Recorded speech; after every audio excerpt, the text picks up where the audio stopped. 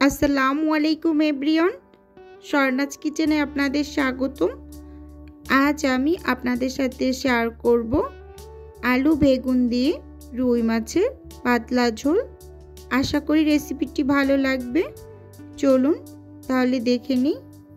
এখানে আমি 4 পিস রুই মাছ নিয়েছি, ভালোভাবে ধুয়ে পরিষ্কার করে লবণ হলুদ মেখে রেখেছি।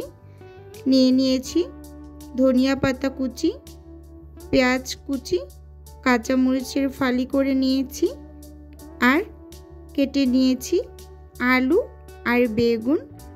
আজকের রুই মাছটা আমি একটু পাতলা ঝোল করে রান্না করব।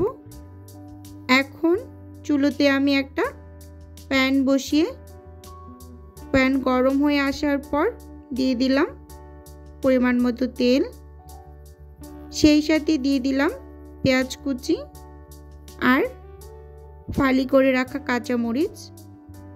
একটু নেড়ে চেড়ে দিয়ে দেব স্বাদ মতো লবণ।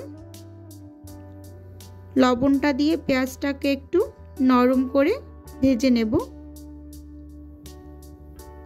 দিয়ে দেব 1 টেবিল চামচ আদা বাটা, 1 টেবিল চামচ রসুন বাটা দিয়ে ভালোভাবে একটু নেড়ে চেড়ে কষিয়ে নেব যতক্ষণ না পর্যন্ত মশলার কাঁচা গন্ধটা চলে যায়, সে পর্যন্ত এটাকে ভালোভাবে ভেজে নেব।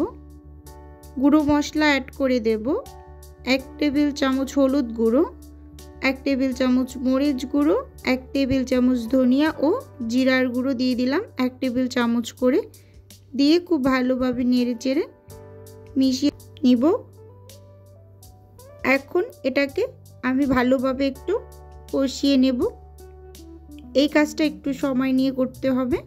ভালোভাবে কষিয়ে নেওয়ার পর আমি এখন এক এক করে মাছগুলোকে দিয়ে দেব। দিয়ে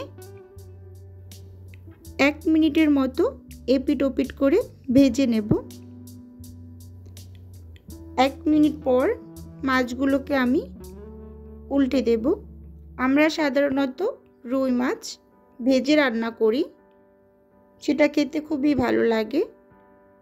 আজকের মাছটা আমি মশলার ভিতরে একটু হালকা ভেজে পাতলা ঝোল করে রান্না করব, সেজন্য এভাবে মাছটাকে মশলার ভিতরে একটু ভেজে নিয়েছি। এটা খেতেও বেশ ভালো লেগেছে। এখন আমি মাছটাকে তুলে নেব। এ পর্যায়ে আমি আলু বেগুনটা দিয়ে সামান্য একটু পানি দিয়ে দিয়েছি, এটা ভিডিওতে স্কিপ হয়ে গিয়েছে।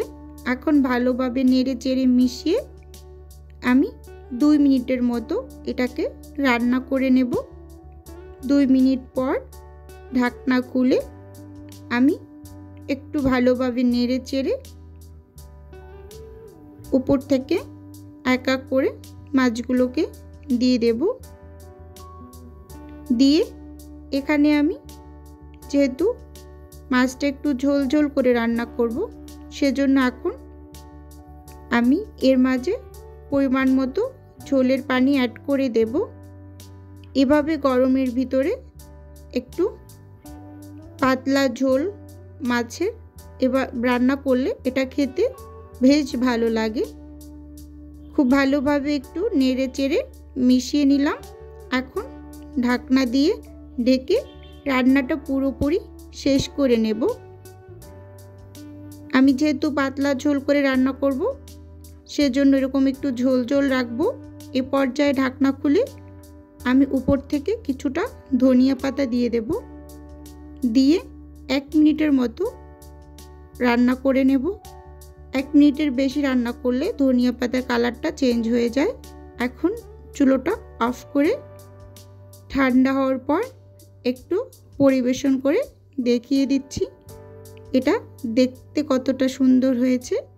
খেতে অসম্ভব ভালো হয়েছিল। প্লিজ ভিউয়ার্স, আপুদের উদ্দেশ্যে একটাই অনুরোধ, ভিডিওটা না টেনে সম্পূর্ণটা দেখার অনুরোধ রইল। আজকের ভিডিও এ পর্যন্তই। আল্লাহ হাফেজ।